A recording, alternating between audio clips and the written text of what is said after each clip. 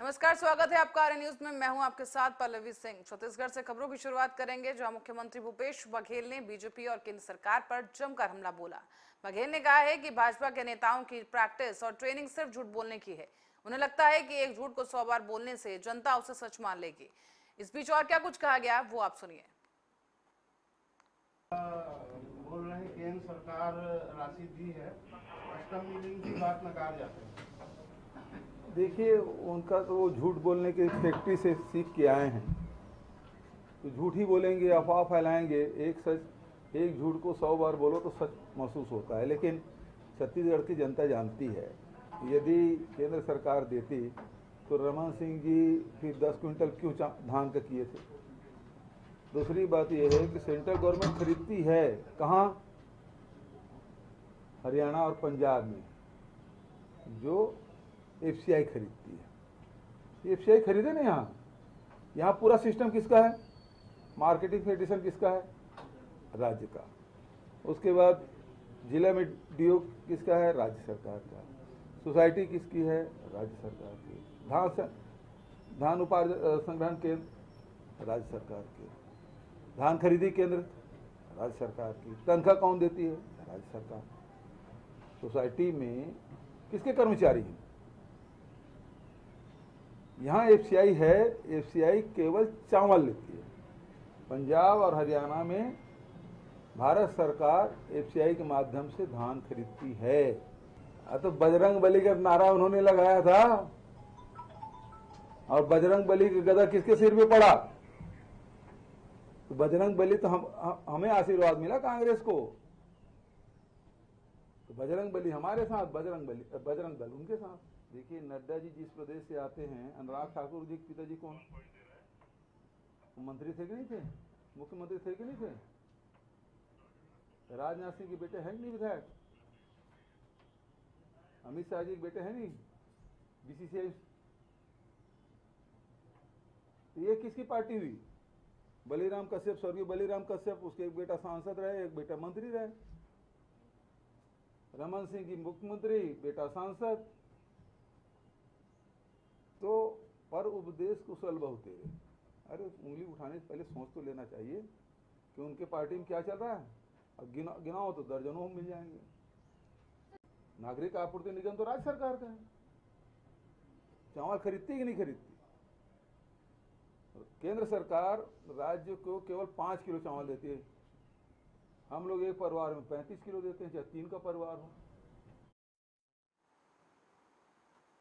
बुलंदशहर में भारतीय किसान यूनियन स्वराज के कार्यकर्ताओं ने प्रदर्शन तेज कर दिया है। इसी के चलते सैकड़ों किसान कार्यकर्ता इकट्ठा होकर कलेक्ट्रेट गेट पहुंचे हैं। किसानों ने कार्रवाई न होने पर चेतावनी दी है कि मांगे पूरी न होने पर आंदोलन तेज कर दिया जाएगा। दरअसल पहलवानों के हित में किसानों ने कलेक्ट्रेट पहुंचकर ये प्रदर्शन किया है और सिटी मजिस्ट्रेट को एक ज्ञापन सौंपा।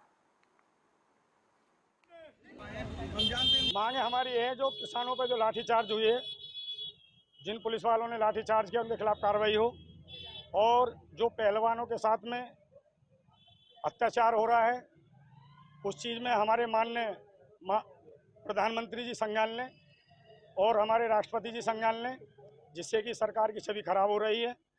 जिन बेटियों ने देश में विदेशों में जाकर के भारत का नाम रोशन किया है, उन्हें सड़कों पर नहीं भटकना पड़े, हम यही मांग करते हैं।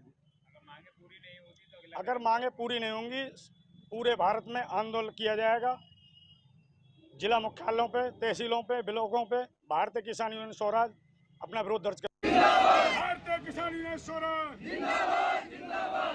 पांडे, हम जानते हैं किस तरीके से आए हैं और क्या आज यहाँ आने का कारण है, क्या भारत माता की। और इस खबर पर अधिक जानकारी के लिए इमरान खान बुलंदशहर से हमारे संवाददाता हमारे साथ जुड़ गए हैं। उनसे जानेंगे कि क्या कुछ और मांगे रखी गई। इमरान। जी बिल्कुल, भारतीय किसान यूनियन स्वराज के कार्यकर्ताओं ने कलेक्ट्रेट गेट पर प्रदर्शन किया है। सैकड़ों किसान कार्यकर्ता एकत्रित होकर कलेक्टर गेट पहुंचे और साथ ही पहलवानों के समर्थन में राष्ट्रपति के नाम ज्ञापन सौंपा गया है। तो इमरान, और क्या कुछ उसमें लिखा गया है ज्ञापन के अंदर? क्या कोई और भी मांग की जा रही है? किसानों ने मांग की है कि पहलवानों को सुविधा दी जाए, अगर उनकी मांगे पूरी नहीं होती हैं तो किसान जो है आंदोलन करेंगे और धरने पर बैठेंगे। इमरान, ज्ञापन के बाद जो है प्रशासन की तरफ से किस तरह की प्रतिक्रिया रही किसानों के प्रति, और किसानों का क्या कुछ कहना है? क्या वो संतुष्ट नजर आ रहे हैं जो आश्वासन उन्हें दिया गया है कलेक्ट्रेट में? किसानों ने सीधे मजिस्ट्रेट के माध्यम से राष्ट्रपति का नाम ज्ञापन दिया है और साथ ही अपनी मांगे रखी हैं। उनका कहना है अगर धन्यवाद इमरान, बहुत बहुत शुक्रिया इस जानकारी के लिए। दर्शकों को बता दें कि बुलंदशहर में किसान जो हैं, जैसे कि आप देख सकते हैं कि भारी मात्रा में वहां पर पहुंचे हैं।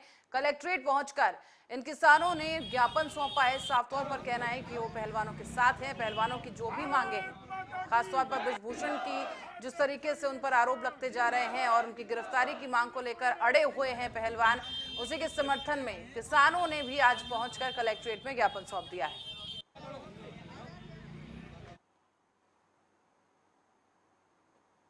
गोरखपुर से खबर है, जहां पर अपना दल एस राष्ट्रीय नेतृत्व में गोरखपुर के सर्किट हाउस में एक समीक्षा बैठक रखी गई। इस दौरान अपना दल के राष्ट्रीय अध्यक्ष केंद्रीय मंत्री भारत सरकार अनुप्रिया पटेल मौजूद रहीं। अनुप्रिया पटेल ने कार्यकर्ताओं को संबोधित करते हुए कहा है कि उत्तर प्रदेश के सबसे कम समय में तीसरे नंबर की राज्य स्तरीय पार्टी अपना दल एस के कार्यकर्ताओं की मेहनत से पार्टी बनी है और अपना दल हमेशा से ही दलितों वंचितों के साथ मिलकर कदम से कदम उठाकर कार्यकर्ता काम करते चले आ रहे हैं। डॉक्टर सोनेलाल पटेल जी की 74वीं जन्म जयंती है, जिसके अवसर पर लखनऊ में एक भव्य कार्यक्रम का आयोजन किया जा रहा है। इस बैठक के माध्यम से मंडल भर से आए हुए सभी कार्यकर्ता और पदाधिकारियों को जिम्मेदारी दी जा रही है। भारी से भारी संख्या में समर्थकों को और कार्यकर्ताओं को लेकर 2 जुलाई को लखनऊ पहुंचे। साथ ही आगामी 2024 के चुनाव के लिए हमें अपने संगठन को मजबूत करने की आवश्यकता है और 2024 के लिए 24 घंटे सभी कार्यकर्ताओं को मेहनत करनी है। संगठन में जिस किस्म की भी कमियां हैं उसको दुरुस्त करते हुए आने वाले मिर्जापुर में एक मामूली बहस के बाद गुस्साए ड्राइवर ने एक अधेड़ शख्स की हत्या कर दी है। बता दें कि हाल ही में एक विशेष वर्ग के ड्राइवर ने हत्याकांड को अंजाम दिया और मौके से फरार हो गया। नाराज ग्रामीणों और परिजनों ने हाईवे पर जाम लगा दिया है, जिसके चलते मिर्जापुर प्रयागराज मार्ग बाधित हो गया। लोग मौके पर पहुंचे और वहां पर भीड़ जुटती रही। इस बीच डीएम और एसपी को भी बुलाया गया, उनसे मांग की गई, लेकिन मौके पर पहुंचे क्षेत्राधिकारी से जब बात नहीं बनी तो अपर पुलिस अधीक्षक और अपर जिला अधिकारी मौके पर पहुंचे। लोगों को समझाया गया, जिसके बाद उनसे प्रार्थना पत्र लेकर कार्रवाई का आश्वासन देकर जाम खुलवाया गया है। पूरे मामले के बारे में हम इस गाड़ी से हम लोग 5 आदमी आप साथ में थे? हाँ, हम साथ में थे। और उसके बाद हम 100 मीटर की दूरी पर हमारा घर है, हम वहाँ उतर गए और यहाँ पता चला कि गाड़ी वाले से वो योगी और मोदी को लेकर के विवाद हुआ। रास्ते में हुआ था? हाँ, बस इतने में। और विवाद हुआ जब तब ये गाड़ी रोका और कहा हटो यहाँ से, उतरो। और ये उतर गए और ये इन्हीं के भाई गाड़ी किए थे बारात में ले जाने के लिए। जनपद मिर्जापुर में थाना विंध्याचल अंतर्गत आज एक एक्सीडेंट की सूचना प्राप्त हुई थी। मौके पर पहुंचने पे लोगों के द्वारा बताया गया कि इसमें जो ड्राइवर था उसके द्वारा जानबूझ के गाड़ी जो मृतक है उनके ऊपर चढ़ाया गया था। इसमें तुरंत मुकदमा पंजीकृत करा के जो कि परिजनों के द्वारा दिया गया था, मुकदमा पंजीकृत करा के टीमें गठित की गई थी। मात्र 6 घंटे के अंदर इससे संबंधित जो अभियुक्त था अमजद पुत्र मोहम्मद अजहर, जो कि विजयपुर विंध्याचल का रहने वाला था, उसको गिरफ्तार कर लिया गया है। इस घटना में जो ड्राइवर के बयान हैं, जो उस गाड़ी में बैठे थे उन सभी के बयान, सीसीटीवी फुटेजेस अगर अगल बगल है उनको निकाल के और सभी साक्ष्य संकलन करके इसमें अग्रिम वैधानिक कार्रवाई की जा रही है। फिलहाल मात्र 6 घंटे के अंदर घटना से संबंधित जो अभियुक्त है उसको गिरफ्तार कर लिया गया है। मुरादाबाद के थाना कुंद्रगी क्षेत्र में एक गांव की आशा ने यहां पर महिला डॉक्टर के साथ मिलकर एक बड़ा गंभीर आरोप सामने लाया है। यहां आपको बताते चले कि मामला बीते दिनों का है, जब महिला ने जन सुनवाई में हिस्सा लिया और विभागीय अधिकारियों को भी सूचना दी गई। महिला का यह आरोप है कि डॉक्टर ने सीएचसी कुंद्रकी के अंदर महिला डॉक्टर के कमरे के अंदर उसे बंद करके उसके साथ बदसलूकी की है। साथ ही सीएचसी प्रभारी अमित सक्सेना ने भी सभी आरोपों का खंडन कर दिया है। उनका कहना है कि अस्पताल में लगे सीसीटीवी चेक कीजिए। बहरहाल इस मामले में जांच जारी है। दोनों पक्षों के बयानों के आधार पर कार्रवाई की जा रही है। वीडियो साहब ने अमित सक्सेना ने मीनू मैडम ने किस जगह मीटिंग थी ये? हमारी ही पुरानी वाली ब्लॉक में थी। हाँ, फिर उसके बाद 3 बजे हम मीटिंग में से निकले। फिर मैं अपना बैलेंस बुझने गई थी। बैलेंस बुझने के बाद मीनू मैडम थोड़ी देर बाद आई थी, वो भी रोती हुई आ रही थी। कह रही मैडम हम तुम्हारे इंतजार में थे, हमारा बैलेंस बता दो। वो बोली मुझसे अमित सक्सेना नु कहते हैं आशो को मुंह नहीं लगाना, आशो को पास बैठती हो तुम, आशो को भगाओ। और आप रहते हैं संगियों के चक्कर में, वे संगियों से बात करते हैं। फिर उसके बाद आए अमित सक्सेना, वो मुझसे बोले निकल बाहर, भीड़ लगा रखी है, निकलो, तुम बार बार आती हो। और इतने में आकर मेरा हाथ पकड़कर मुझे अंदर खींच लिया। खींचने के बाद मुझे गंदी नजर से देख रहा। देखने के बाद फिर मुझसे कह रहे देख लूंगा। प्रकरण जो है निराधार है और इसकी हम लोग ने सीएमओ सर और डीएम सर से डिमांड करी थी कि इसकी एक निष्पक्ष जांच हो। मैं उसमें पूरा सहयोग करने के लिए तैयार हूँ। अगर मैं गलत पाया जाता हूँ तो मेरे खिलाफ कार्रवाई हो, और अगर आशा गलत पाई जाती है या जो हमारे स्टाफ जो उनके साथ मिले हुए हैं वो गलत पाए जाते हैं तो उनके खिलाफ भी कार्रवाई हो। इसके लिए मैंने पत्र डीएम सर को और सीएमओ सर को दिया। ऐसी नौबत क्यों आई, क्या वजह रही है ऐसी? आपने अचानक एकदम से आप आरोप लगाया। अभी 6 महीने भी नहीं हुए ज्वाइन करे हुए एज एमआईसी। हमारे यहाँ पे हर इंडिकेटर 8वें नंबर पे चल रहा है, चाहे राष्ट्रीय कार्यक्रम हो, चाहे न्यूनलाइजेशन हो, या फिर हमारे और प्रोग्राम्स और डिलीवरी हो, आरपीएस के जो भी प्रोग्राम है वो सब 8वें नंबर पे चल रहे थे, जिसकी वजह से 27 करी गई। 27 में उन लोगों को 27 हजम नहीं हुआ और उसके खिलाफ वो प्रकरण है, क्योंकि ये दूसरा प्रकरण है एक एमआईसी के खिलाफ। मेरे से पहले जो एमआईसी थे उनके खिलाफ भी आशाओं ने ही धरना देके उन्हें हटवाने की कोशिश की गई है, जिससे साबित होता है कि आशाएं काम नहीं करना चाहती और मानदेय पूरा चाहती। ये कौन महिला है जिसके आरोप लगाया? ये ज्ञानवती आशा है और ये हरियाणा विलेज में रहती है। हमारे एक एडिशन की सब इस्तेमाल किए गए, उसको देखते हुए सियासी प्रभारी ने अपनी सफाई में क्या कहा ये आपने सुना।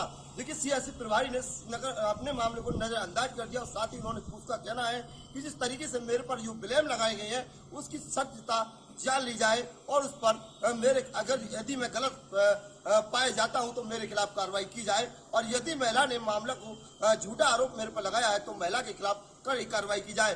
फिलहाल इस मामले की जांच बड़े अधिकारी विभाग की तरफ से की जा रही है, क्योंकि देखिए सीएमओ साहब अभी नए आए हैं, उनकी तरफ से एसीएमओ को टीम में सब गठित किया गया है और इस मामले की गहराई से जांच की जा रही है। फिलहाल महिला का कहना है कि मुझे इंसाफ नहीं मिल रहा।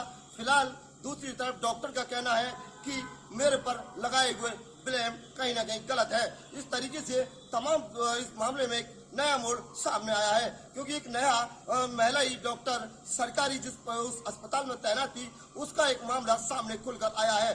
देखिए, महिला का कहना है कि यह पहले से ही मैं कार्य करती थी, लेकिन मेरे साथ कई बार बदसलूकी की गई और मैंने सहन किया। डॉक्टर का कहना है कि 6 महीने से मैं इस अस्पताल का प्रभारी हूं और मेरे तरफ से कोई भी किसी महिला के साथ कोई बात दूसरा नहीं की जाती है। मैंने सबको, पूरे अस्पताल के स्टाफ को समाज के साथ लेकर चलता हूं और ड्यूटी से समय आने की बात कहता हूं। कुछ मामले ऐसे सही नहीं थे अस्पताल में, उन पर मैंने शिकंजा कसा और उसको देखते हुए एक झूठा आरोप मेरे खिलाफ ये छेड़छाड़ का लगाया जा रहा है। इसमें जो भी उच्च अधिकारी निर्णय लेंगे वो मुझे मान्य होगा, ये डॉक्टर का कहना है। फिलहाल हम आपको बता दें, इस मामले में उच्च अधिकारियों द्वारा जांच की जा रही है। मिर्जापुर में पुलिस की बड़ी कार्रवाई सामने आई है, जहां पुलिस ने 6 टप्पेबाजों को गिरफ्तार किया है। मिली जानकारी के मुताबिक रमणगंज थाना क्षेत्र में प्रयागराज के रहने वाले राम बाबू ने एक मुकदमा दर्ज कराया, जिसमें उन्होंने बताया कि वो ऑटो से सवार होकर अपनी पत्नी के साथ शादी समारोह में शामिल होने जा रहे थे। इसी दौरान ऑटो में पीछे रखे बैग में उनके जेवर और नकदी गायब हो गए। पुलिस अधीक्षक ने इस मामले को गंभीरता से लेते हुए छानबीन की और 6 लोगों को गिरफ्तार किया है। एसपी संतोष मिश्रा ने बताया कि ये गैंग ऑटो चालक का काम करता है और सवारी बैठाने के साथ ही कुछ गैंग के सदस्य उसमें बैठ जाते हैं। साथ ही कुछ मोटरसाइकिल से पीछे लोग पीछा करते हैं और मौका देखते ही सवारी के कीमती जेवर और नकदी पर हाथ साफ कर लिया जाता है। जनपद मिर्जापुर में थाना रमणगंज अंतर्गत टप्पेबाज जिसमें पकड़े गए हैं 6 लोगों को पकड़ा गया है और ये लोग एक शातिर किस्म का इनका गिरोह है, जो कि काम करता है। मॉडस ऑपरेंडी उनका ये है कि ऑटो चलाते हैं और जो भी सवारी मिलता है उनको बैठाते हैं और उसमें उनके जो गैंग के मेंबर्स होते हैं ऑलरेडी सवारी के रूप में बैठे रहते हैं।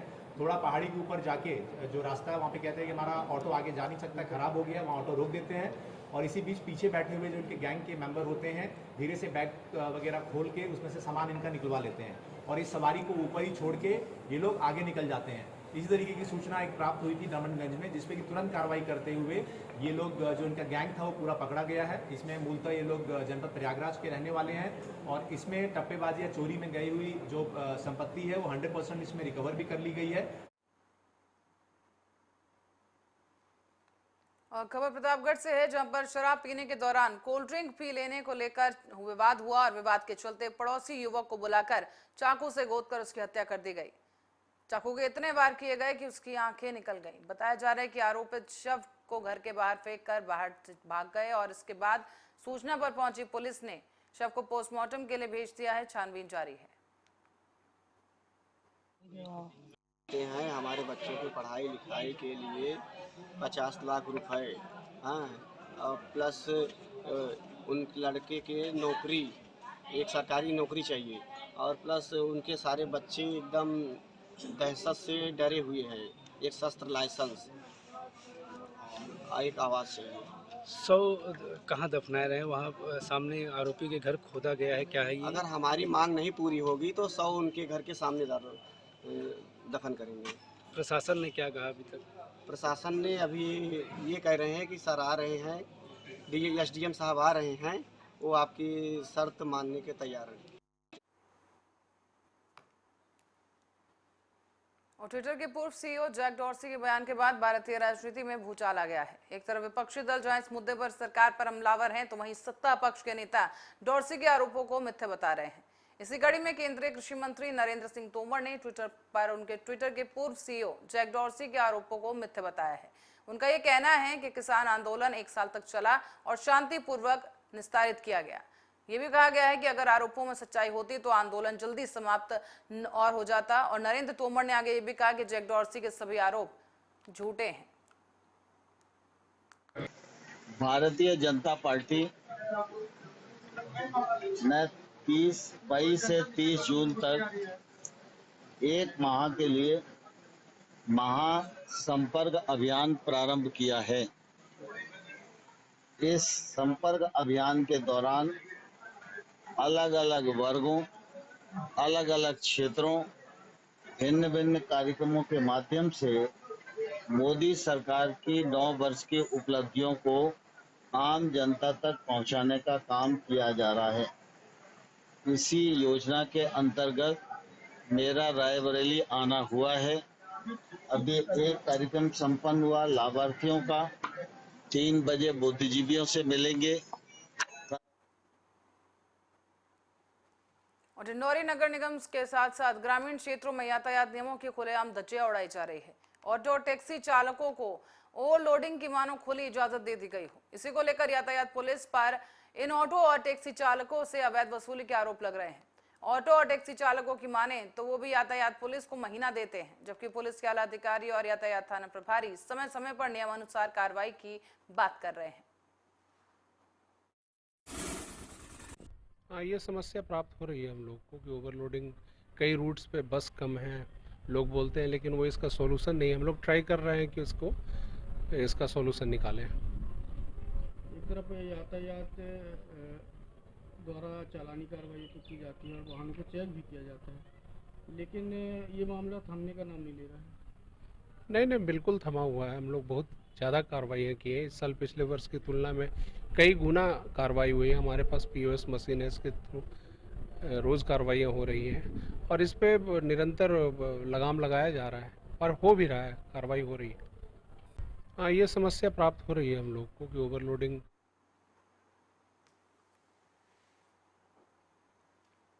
पुलिस की सख्ती के बाद भी जनपद में चोरी और टप्पेबाजी जैसी घटनाएं थमने का नाम नहीं ले रही हैं।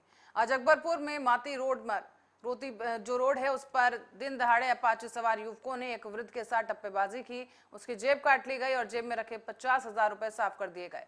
दरअसल कानपुर देहात में भोगनीपुर थाना क्षेत्र में पुखराया के रहने वाले विजय गुप्ता, जो कि अपने रिश्तेदार के प्लॉट की रजिस्ट्री कराने के लिए रुपए लेकर अकबरपुर तहसील पहुंचे थे। इसी दौरान अपनी बातों में उलझाकर कुछ बदमाशों ने 50,000 रुपए उनकी जेब से काट कर निकाल लिए। मेरा नाम विजय कुमार गुप्ता है। मैं पुखराया का निवासी हूँ। अपने एक रिश्तेदार के लिए यहाँ पर तहसील अकबरपुर में रजिस्ट्री होनी थी। वो रजिस्ट्री कराने के संबंध में मैं यहाँ आया था। उनको कुछ पैसे की ज़रूरत थी, वो रुपए लेकर के मैं आया था। यहाँ पर हमारे साथ कुछ लोगों ने टप्पेबाजी करके हमारी जेब काट ली, जिसमें 50। दतिया की ओर रुख करेंगे, जहां से खबर है कि एक व्यक्ति की मौत को लेकर हंगामा हो गया है। बताया जा रहा है कि हाल ही में बल्लू कुशवाहा नाम के शख्स की संदिग्ध परिस्थिति में मौत हो गई। उसके नाबालिग बेटी और कुशवाहा समाज के कुछ लोगों के साथ अब कांग्रेस पिछड़ा वर्ग के नेता ने भी पुलिस अधीक्षक से न्याय की गुहार लगाई है। बल्लू कुशवाहा की बेटी अर्पिता का यह आरोप है कि उसके पिता को आरोपी पर्वत कुशवाहा अपने साथियों के साथ 3 जून को घर से लेकर गए थे। उसके बाद बल्लू का कुछ पता नहीं चला और जब उन्हें ढूंढने की कोशिश की गई तो पता चला है कि उनका शव स्कूल के पास झाड़ियों में पड़ा है। आरोप है कि मृतक के पास मेन हाईवे पर कुछ जमीन थी जिस पर इन रसूखदार लोगों की नजर थी और इसी जमीन को हथियाने के लिए हत्या की साजिश रची गई। किसी ने हत्या कर दी पापा की। आज आप पुलिस अधीक्षक के पास आई हो, क्या क्या कहा उन्होंने? तो उन्होंने 48 घंटे का वक्त दिया है। कह रहे हैं कि आपकी छानबीन होगी पूरी, उसके बाद कुछ नहीं कहा। किन लोगों पे आपको शक है? पर्वत आता था लेने पापा को, वही लेके गया था सुबह 6 बजे पापा को। पर्वत कौन है? लौट के नहीं आए। पर्वत कौन है? पर्वत ठंडी सड़क पर रहता है। पर्वत कुशवाहा। कितने बजे ले गए थे वो आप? सुबह 6:30 बजे। बिहार के पूर्व उप मुख्यमंत्री और भाजपा सांसद सुशील कुमार मोदी ने ललन सिंह के उस बयान पर पलटवार किया जिसमें उन्होंने कहा है कि बीजेपी पहले हारना है उन्हें और उसके बाद विपक्ष ये तय करेगा कि देश का प्रधानमंत्री कौन होगा। सुशील मोदी ने हमला करते हुए कहा है कि बारात निकल गई, तब लड़की का चेहरा देखकर तय करेंगे कि दूल्हा कौन होगा। जनता जानना चाहेगी कि नरेंद्र मोदी का मुकाबला आखिर कौन करेगा। अगर हिम्मत है तो नाम तय कीजिए। इनका जो सम्मेलन हो रहा है उसमें केसीआर, नवीन पटनायक, मायावती और एचडी कुमारस्वामी नहीं आ रहे हैं। जो आ रहे हैं उसमें आपस में ही झगड़ा है। उड़ीसा क्यों? अरे जब बारात सज रही है तो दूल्हा भी तो तय होना चाहिए ना। तो इनको डर है कि सिर्फ ट्रबल हो जाएगा, कोई नीतीश कुमार को स्वीकार नहीं करेगा, कोई केजरीवाल को स्वीकार नहीं करेगा। अरे जनता जानना चाहेगी ना नरेंद्र मोदी का विकल्प कौन है। लोग चेहरा देखना चाहते हैं। अगर हिम्मत है तो नाम तय कीजिए, लेकिन ये नाम नहीं तय कर सकते। और देखिए इनका जो सम्मेलन हो रहा है उसमें केसीआर नहीं आ रहे हैं। ये तो केसीआर आए थे ना, घर क्यों नहीं आ रहे हैं केसीआर? इनकी बैठक में नवीन पटनायक नहीं आ रहे हैं, जबकि गए थे निमंत्रण देने के लिए। उड़ीसा क्यों नहीं आ रहे हैं? एचडी कुमारस्वामी नहीं आ रहे हैं, मायावती नहीं आ रही हैं। और जो लोग आ रहे हैं उनमें आपस में कितना झगड़ा कि बंगाल में पंचायत का चुनाव चल रहा है और परसों कांग्रेस के कार्यकर्ता की टीएमसी के लोगों ने हत्या कर दी। और अधीर रंजन चौधरी का बयान है कि पैरामिलिट्री फोर्स लगाकर पंचायत का चुनाव कराया जाए।